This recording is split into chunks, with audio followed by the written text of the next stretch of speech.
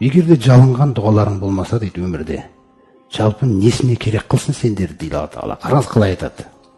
Жалынған бір дұғаң болып жүрмесе дейді өмірде, Раббым деп жүрген бір дұғаң болмаса, сен Раббың несіне керек қылсын дейді да.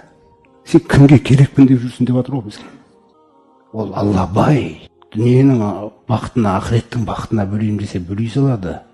Міне, оның мүлкінен ештеңе кеммейді. Ол берген кезде де. Бірақ біздің осындай Раббым деген қателігімізден кейінгі осындай бір Раббым деген дауыстарың болмаса дейді, сендерде неменесіне керек қылсын Раббым дейді. Фурқан сүресінің ең соңғы аятында.